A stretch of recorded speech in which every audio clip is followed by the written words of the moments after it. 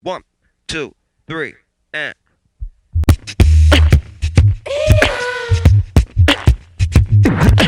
Why do you say? Why do you say? Why do you say? Why do you say? Olá a todos. Hoje estamos aqui com a realização de um podcast onde nós vamos falar de curadoria em música. Este projeto é uma realização do Governo Federal através do Ministério do Turismo, da Secretaria Especial de Cultura do Governo Federal, do Governo de Goiás e da Secretaria de Estado de Cultura de Goiás. E para a gente poder falar e entender um pouquinho de curadoria em música, nós temos hoje duas amigas aqui, a Joyce Lynch, que é bacharel em artes cênicas, formada pela Universidade Federal de Goiás, atua como atriz de teatro e em publicidade desde 2000 e soma sua experiência no meio artístico, na área de produção. É produtora e assistente de direção da produtora de audiovisual ATG. Na bagagem conta com curadorias realizadas para festivais de teatro no estado de Goiás e Brasília, e atualmente é curadora responsável por um projeto nacional de artes cênicas na instituição que trabalha. E também na curadoria de música, né? Da mesma empresa. Sim. Boa tarde, obrigada por estar presente aqui conosco. Obrigada. E também temos a Ana Querubina, que é tecnóloga em gestão de turismo pela UEG em Pirenópolis. Trabalha desde 2009 com a execução de projetos culturais, tem pós em gestão de projetos e em políticas de gestão cultural. Já participou de comissões de projetos culturais, trabalhou em museu e desde 2015 trabalha em uma instituição privada, desenvolvendo e fazendo curadoria nas áreas de linguagem artística. Obrigada, Ana. Imagina, é um prazer. Então, meninas, a ideia aqui hoje é falar sobre curadoria em música, né? Sim. O que é, como é que nós fazemos. Eu esqueci de me apresentar. Eu sou a Aline Kozak, trabalho com produção desde 2004, sou formada em hospitalidade em gestão em eventos pelo IFG e comecei a minha vida trabalhando com produção de eventos na Secretaria de Cultura Municipal. E a ideia aqui hoje é a gente trocar um bate-papo mesmo, um bate-bola sobre cultura, sobre a curadoria em música, né? Porque muitas vezes a gente pensa em curadoria só em artes visuais ou em artes cênicas e a gente não leva em conta a curadoria em música, que ela acaba sendo um pouco mais ampla, né? Porque todo mundo acha que entende de música, todo mundo tem um conceito de música diferenciado, né? E a ideia hoje é essa, a gente conversar e ver o que a gente consegue passar, né, para os nossos colegas que estão nos ouvindo, sobre esse mundo da curadoria na música. Certinho. Então, na minha pesquisa, né, me preparando para cá hoje, eu fui ler algumas outras coisas que a gente tenta, né, tá sempre se atualizando, e eu deparei com um texto que eu achei bem interessante, que falava assim, sobre a cultura da música, sobre a curadoria da música, nessa área empresarial. A gente tem muito essa coisa de fazer uma curadoria em música de forma cultural, né? Então, pensando em editais, em festivais, em projetos, né, de cultura. E aí me veio esse texto para poder ler e aonde ele fala dessa importância dessa curadoria da música para empresas, né? Bares, restaurantes, empresas de serviços diversos, onde tem uma pesquisa, né, que até fala que 30% das pessoas frequentam tal empresa por conta do ambiente, do som desse lugar. Então, eu queria saber o que vocês acham disso. Posso? Pode ir. Já vou começar, então. Aline, primeiramente, muito obrigada pelo convite. Apesar de a gente trabalhar sempre nisso, é sempre muito bacana poder falar e poder, igual você falou, da gente pesquisar. Às vezes a gente fica tão focado no trabalho, né, e esquece dessas outras coisas. E o que eu acho super interessante, pensando nos espaços, é porque, pra mim, assim, é certo que a música, ela tá em tudo. né? Às vezes quando você quer relaxar, você já põe uma música calma. Se você, né, tá muito feliz, a gente já pensa numa música agitada. E isso funciona muito nos espaços também. E o que é bacana, por exemplo, nas cafeterias a gente vê muito isso, né? Você já sabe que você vai, às vezes, normalmente você vai numa cafeteria, você já tem uma música ali, né, que normalmente já te deixa naquele clima, naquele ambiente mais calmo, mais tranquilo, diferente se você for fazer compras, Ou numa né, academia. numa loja, numa academia, que a pessoa já quer que você chegue ali numa energia totalmente diferente, já é pra não te acalmar, já é pra você... Uma adrenalina. Numa também. adrenalina. Porque daí você faz a sua compra, você às vezes nem tá precisando daquele produto, mas a música te deixa tão ligado que a hora que você vai compra ver, sem ver, né? você vai comprando sem perceber e você sai rápido do local. Você não fica tanto tempo, às vezes, numa loja dessas pra você, né, comprar coisas e tudo mais, do que como você fica numa cafeteria, que às vezes você nem tá com fome, mas o ambiente ele te deixa tão tranquilo e é tão agradável e independente, eu acho, que do gosto musical da pessoa, né? Eu posso até tá falando bobeira, mas eu acho que independente do gosto musical da pessoa, os ambientes, dependendo da sonoplastia ali, ele te acalma. E tá tudo certo. Eu não tô com fome, mas eu estou nesse lugar aqui, nesse restaurante e tudo mais. E ele te deixa tranquilo pra poder, né, usufruir daquele espaço. Então, e por trás disso, existe essa questão, né, da curadoria, de que música que eu utilizo pra acalmar ou pra agitar a pessoa. Que tempo que eu quero ela dentro desse espaço? É um tempo maior, né, para ela poder consumir, ou é um tempo menor onde ela tem que vir fazer o que ela tem que fazer? E isso é totalmente fora do que a gente faz dentro, né, de projetos culturais mesmo. Mas não deixa a gente de pensar no nosso público, né? E isso não foge. Independente se é um festival, se é um projeto, se é um edital, se é um bar, se é uma cafeteria, a primeira coisa que você está pensando é no que você vai atingir, no seu Sim. público. Quem é esse público? Quem é que esse vai público? ir, né? Que vai curtir. Então, isso a gente não foge, né, na E o que eu curadoria. quero pra E o que eu ele, quero. né? Então, a gente não deixa de fazer curadoria. Sim. Sendo um espaço mesmo privado, a gente não está deixando de fazer essa curadoria, né? E realmente a música é algo que ela abrange, é assim, algo que a gente nem consegue mensurar a forma como ela te abrange, né? Como ela está em tudo e como as pessoas se sentem tocadas. Como você disse, eu quero ficar mais calma, eu quero ficar mais agitada, como nós estamos também. E é um público que a gente está sempre unido por ela. Seja uma pessoa que gosta de rock, de sertanejo, de música erudita, de um pagode, né? De música eletrônica. É música. E existem também os públicos que são ecléticos, que vão gostar de muitas coisas. E a gente pensando assim nos públicos, acaba que existem lugares que você vai por conta da música. Sim. Quantas e quantas vezes você já foi num lugar e você voltou porque você gostou do que estava passando, que você se identificou? Você falou, nossa, eu vou voltar em tal lugar porque eu me identifiquei, a música é muito legal, né? A banda que estava tocando era muito legal. Então, quando a gente fala sobre essa questão da música, não tem como a gente não pensar no tanto que ela nos toca, né? E de forma como que está presente. Você vai estudar, às vezes, você coloca música, você vai trabalhar, você coloca música. Já existem estudos, inclusive, da música, dependendo do local de trabalho, quanto isso pode tornar produtivo, né? Para as pessoas, para o trabalhador. E o quanto ela faz uma viagem no tempo, né?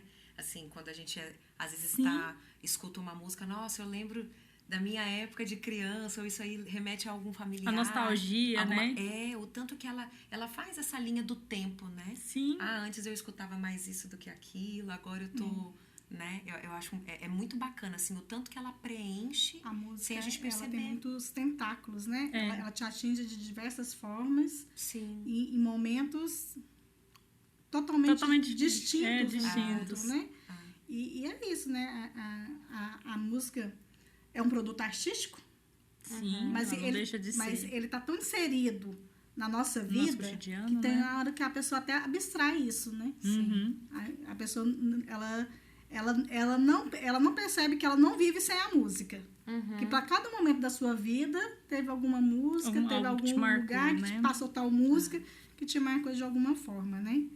E vendo isso, na hora que a gente pega o olhar para uma curadoria em música, para um festival, acaba que a gente vê também que na hora de fazer essa curadoria, você envolve tudo isso de novo, né? Tudo. Você tem que pegar todos esses conhecimentos, não só em termos técnicos, né? E de qualidade musical e tudo mais, que tem o seu momento Peso, dentro, né? desse processo, mas também tem que pensar todo esse outro lado afetivo, porque a gente sabe que a música, ela é uma coisa que está muito dentro da vida de todo mundo, né? Então, na hora que você vai pensar numa curadoria musical, o seu leque tem que ser muito amplo mesmo, porque você tem que atingir vários públicos. E como vocês fazem para poder chegar a esses resultados na hora de uma curadoria? Eu fico pensando que é porque já fica tão, às vezes, num processo tão orgânico, né? E tão natural, dependendo do projeto que a gente está trabalhando. E às vezes o projeto ele é um pouco mais amplo, não é só focado em música, mas pensando num projeto totalmente de música, o que eu vejo muito que a gente tem sempre trabalhado são os temas, né? Então já tem um tema ali definido, e aí você, daquele tema definido, você já começa o processo de para onde buscar esses artistas, né? Que é a hora que a gente mais aprende. E aí independe da sua formação, né? Independe se você vai ser uma curadora técnica daquele grupo ali, porque você já entendeu qual é o tema. Então, assim, citando aqui uma coisa só para jogar, se a gente for para os indígenas, sabe? É um tema que todo mundo, né? O brasileiro aqui conhece. Então, você já sabe, se no meu estado tem ou não, onde eu busco, como eu chego, porque nem sempre os projetos que a gente participa, nem sempre as pessoas vêm para se inscrever, você também tem que ir atrás, né? Então, quando você tem essa curadoria, esse olhar, que é um olhar bem delicado, né? E entende que às vezes aquele artista não vai estar tão focado ou tão por dentro de editais que estão acontecendo, então parte também do curador ir atrás, né? Para informar. Então, assim, com um tema, isso fica um pouco mais claro. É como se você tivesse um foco, né? Então eu tenho que ir para isso aqui. Vai ser tudo igual? Nunca. Né? Ele é só um tema. É só para ter essa diretriz ali de para onde eu vou, qual que é o caminho. Mas você vê o tanto que em um tema você consegue uma gama né, de artistas que estão ali naquele mesmo tema, mas que tem o seu trabalho bem diferente. Porque eles podem até trabalhar o mesmo tema, mas cada um trabalha de uma forma. Da sua forma. Então, acaba que quando a gente pensa, vamos pensar num projeto, né, num festival, ele vai ter aquela marca registrada dele, que seja um gênero, né? Mas, então, quando a gente começar a curar, a gente também tem que pensar se ele não está fugindo daquilo ali que é proposto. Sim. Então, assim, é interessante que a comissão que for curar, ela seja uma comissão ampla, né, plural, para que a gente também possa trazer isso para a discussão, para que a gente possa ter o que discutir.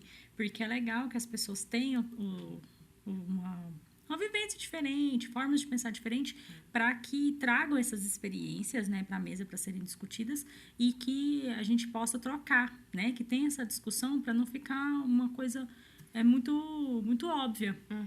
E hoje, o que eu acho bacana, complementando a fala da Ana, é quando a gente às vezes participa de eventos, porque eu acho que por muito tempo se criou um distanciamento da plateia com alguns gêneros, né, musicais, nem gêneros apenas, mas, por exemplo, dependendo da cidade onde você está, dificilmente a pessoa vai atrás para ir para uma orquestra, né? E aí, de uns tempos para cá, eu acho bacana quando você vê orquestras jovens, que isso aproxima, né, um público, e quando eles param para conversar e falar sobre e explicar.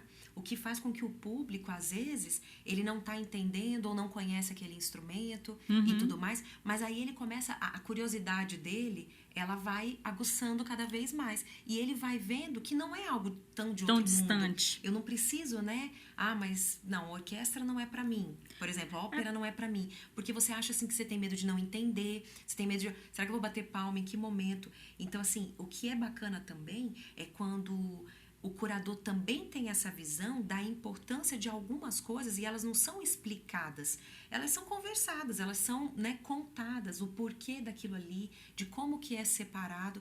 Então, assim, eu tenho visto isso em alguns shows, em algumas participações que a gente faz de projetos, e isso eu acho que é enriquecer muito e trazer cada vez mais uma plateia diversificada para dentro desses espaços que as que antes não tocava tanto, né? Mas o estranhamento ele é causado principalmente pelo não conhecimento, né? Que a gente já fala que é o preconceito. Sim. A pessoa ela não sabe o que é, e aí ela fala que não gosta porque ela não conhece. Ali, né? Isso. Então, vamos voltar nesse exemplo que você deu da orquestra, né? Quando ela sai, principalmente dos espaços convencionais de se receber uma orquestra, né?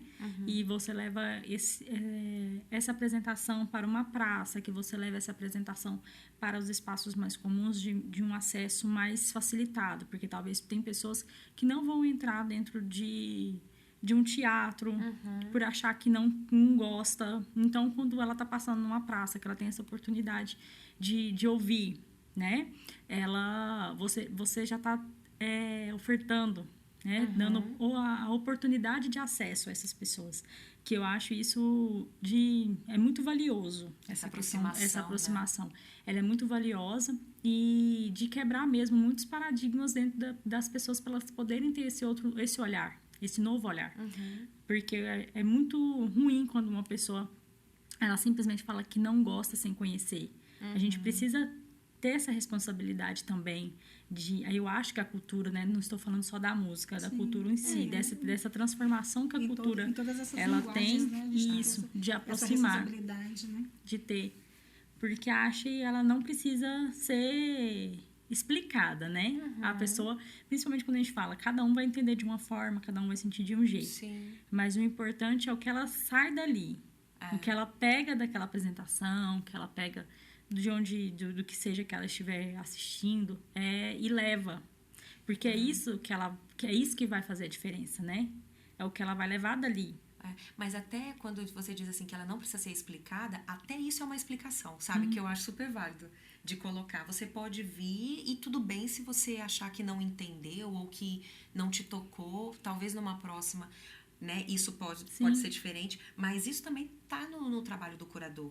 Porque se você deixar para uma parte, numa curadoria extremamente técnica, se você está num projeto onde todo o som ele precisa ser extremamente acústico, você talvez não vá arriscar de colocar numa praça. Mas se você tem um curador que tem essa visão num todo, que você tem esse contato com a música, por exemplo, mas você também entende dessa importância da gente avaliar que plateia que eu quero, né, para esse momento. E aí é a hora que a gente sai, né? E você sai um pouquinho da caixinha, você incomoda às vezes, porque talvez não seja o ideal na cabeça do artista, mas você aproxima pessoas, que é super importante essa formação. Né? Então, assim, o curador, ele também ajuda nesse pensamento, né, de abrir isso, né? E é bacana também quando você consegue trazer, assim, tipo, um clássico, um erudito junto com um contemporâneo, né? Sim. Que aí você tá... não estou falando, talvez, em alguns festivais, alguns projetos, não cabem toda essa abrangência. Talvez seja algo mais específico. Mas quando a gente pode trazer, né, diferentes, a gente traz um erudito, traz um clássico, traz um contemporâneo, para que também tenha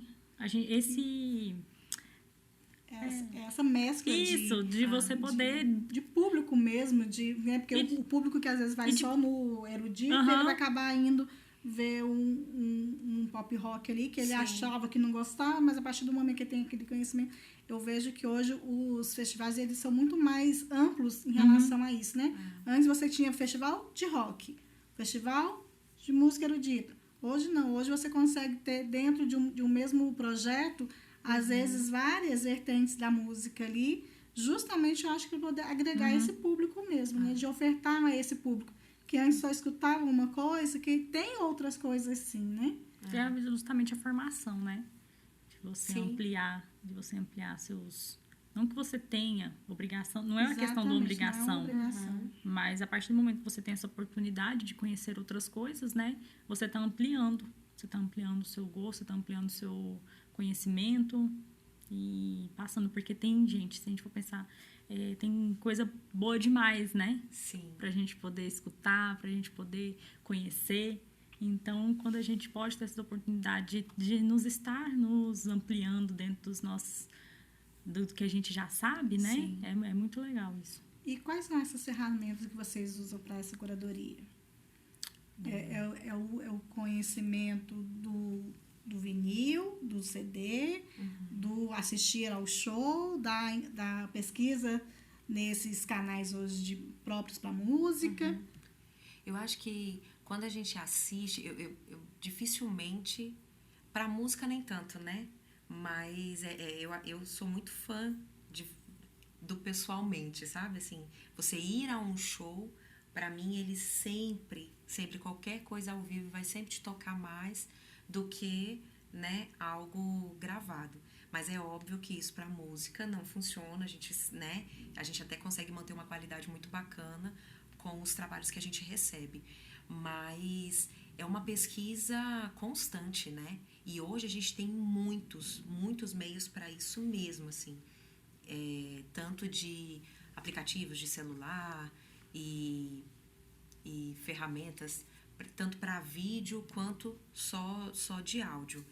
Mas eu ainda confio muito nesse trabalho que a gente faz, que é num coletivo, sabe? De indicações, de trabalhos que às vezes essa daqui eu não conhecia, e aí alguém comentou, muito mais fácil hoje você pesquisar, você vai atrás. Então, e eu falo assim, gente, o tanto que o nosso país é rico culturalmente, artisticamente, né, tanto na música quanto em outras linguagens. Mas musicalmente o Brasil é muito rico. Então, quanto mais a gente acha que, nossa, eu já conheço mais ou menos esse estilo, você ainda não conhece. Num estado, sabe, um estado, né, de cada... em cada região, né, um estado, ele consegue te ofertar tantas, né, tantas riquezas, assim, em relação... E agora vamos fechar, então, em música, né, que eu fico impressionada quando às vezes as pessoas falam assim, vocês moram em Goiânia, então lá é o sertanejo. Gente, sabe, é rock aqui demais. Tem tanta coisa colocar bacana. muito estereótipo, né? Se você ficar Muito. pensando que Goiás seria só o sertanejo e a gente vai pro Rio seria samba. Então, E que São deixou os de ser assim há rótulos que muito vão se tempo. colocando, né? E que Isso. hoje já Já não não- se permite mais, não né? se permite, porque a gente Porque a coisa é consegue muito mais ampla. colocar, conhecer Sim. estilos em todos os lugares, né? Até Existe porque gente às vezes produzindo. você tá com uma banda aqui que ela ganha, né, um reconhecimento nacional que muita gente às vezes nem sabe, né, que é daqui do estado. E eu vejo também em outros estados isso. Às vezes a gente também tem um olhar limitado de achar que, esse aqui é de tal lugar. E quando você vai ver, o lugar tem tantas outros estilos, sabe? Que eu acho que a gente tá sempre conseguindo aproveitar. Pelo menos agora aqui no nosso trabalho, a gente consegue ter contato com pessoas que a hora que você vai ver, você conhece até através de documentários, né? Então, assim, aonde a história daquilo ali, né? Daquele grupo ou daquele estilo, daquele instrumento que às vezes é criado no lugar, né? Então, eu acho que a gente está num país muito rico e quanto mais a gente pesquisar, mais a gente vai encontrar. E tem o que encontrar, né? E assim, tanto que a música foi importante e está sendo importante neste momento de pandemia, né? Sim. Tanto que a gente, assim, o consumo, né? O consumo da música nesses tempos, esses tempos sombrios que a gente tem passado, é indiscutível. Sim. Não, com certeza. Ela é um acalento, É uma né? ferramenta para esses dias que... Ela acalma qualquer pensamento, qualquer coração que esteja aí mais tumultuado, mais apreensivo, né? E tem muito assim, eu vejo muito que quando a gente fala em editais, né, de festivais, a gente às vezes acaba se deparando com um pouco menos de artistas do que a gente gostaria, porque eu vejo assim, por exemplo, aquele artista que está ali num bar tocando, às vezes ele não se atenta para poder participar de um festival, às vezes por essas barreiras, mesmo que a gente falou que o público às vezes tem, né, enfim, de falar que mas eu não entendo a música instrumental, eu não gosto do rock, e às vezes até eu vejo que em alguns casos, alguns artistas também têm esses rótulos com os festivais, na hora que fala que aquele festival tem uma curadoria. Né? Então, existe também isso, né? Vocês acham o que sobre isso? O que vocês pensam sobre isso? Algumas que a gente pensa, né, uma opinião, é a questão, talvez, ser burocrático, entendeu? Os editais, na maioria das vezes, a questão da documentação. Eu ia dizer isso, a burocratização, né? Acaba espantando esse artista que às vezes não tem esse espaço, né? Mas às vezes também quando o artista assume um papel de que eu sou apenas o artista, né? Isso. Hoje e há muito tempo, a gente vê muito isso, assim, o artista cuidar só da carreira artística dele, é ele cuidar de um todo, né? É ele se assumir enquanto produtor, enquanto seu diretor, enquanto, né, às vezes até o seu contador. O seu contador. Porque, né, acho que por tudo, né, da profissão, ele tem essa dificuldade, né? Mas às vezes essa burocratização de você não ter a sua empresa tão, né, regulamentada e tudo mais, acho que talvez você não consiga participar. Mas nem sempre, né? Nem sempre, às vezes você consegue ser contratado de outras formas, assim.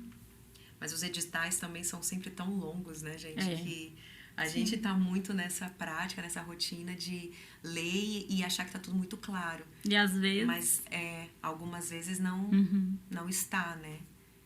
Porque às vezes a gente depara com isso, né? A gente tem aquele trabalho bacana, tudo, você vai atrás para saber se a pessoa já se inscreveu em algum festival, em algum edital, para poder mostrar o trabalho. E a pessoa, é complicado, é difícil. Talvez não tenha um portfólio, né? Eu não sei como é que funciona bem. Aí tem uma curadoria lá que às vezes não vai...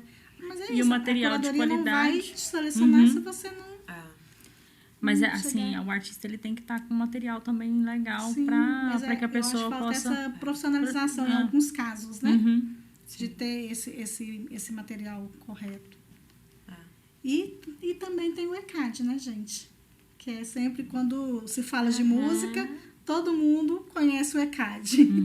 Todo mundo teve lá que preencher ficha do ECAD, explicar para o músico da importância do ECAD, né? Muitas para vezes... o proponente do projeto, é importante, tem que se pagar o ECAD. Porque isso precisa também ficar sempre muito claro quem vai pagar. Exatamente. Na hora de uma contratação tem que ficar muito claro se vai ser a pessoa que está sendo contratada ou o contratante, né? Precisa ficar, porque alguém vai ter que se responsabilizar por esse custo. Sim. Então, é bem, bem importante você já pensar quando você está colocando dentro de um projeto, você não esquecer de colocar. Porque o valor, ele sempre... Ele faz uma diferença, né? Sim. Se você não colocar em algum momento, você vai ter que tirar de outro lugar. Esse dinheiro vai ter que ser realocado para isso, né? Então, é um ponto muito importante dentro de qualquer projeto de música ou que utilize música, né? Que não precisa ser necessariamente um projeto, uma apresentação musical, mas dentro das suas... Exatamente. Também, né? Academia... né? Quando todos os espaços. Até quando a gente começou a falar, né, em relação a lojas Sim, e tudo mais, né? sempre tudo que é utilizado. Você precisa já pensar que vai ter esse custo do ECAD. Sim. E deixar bem claro quem que vai ser o responsável por esse pagamento.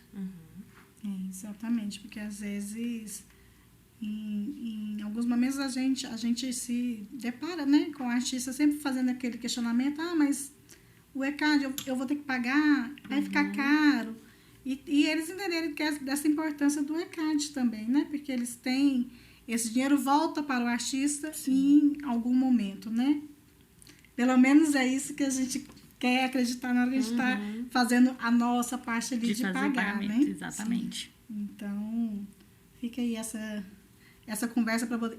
ECAD é um assunto mais extenso, né? Que é muito controverso. e que eu espero que a gente tenha outros momentos para poder esticar o Debater, assunto né? mais sobre isso. Mas eu queria agradecer a vocês, meninas, pelo nosso papo aqui. Obrigada. Deixar previsto aí para que logo, logo a gente possa se reencontrar. Foi um prazer. E frisar que esse é um projeto que é uma realização do governo federal, através do Ministério da Cultura, do Ministério do Turismo, da Secretaria Especial de Cultura, do governo federal, do governo de Goiás e da Secretaria do Estado da Cultura de Goiás. Obrigada. Hey.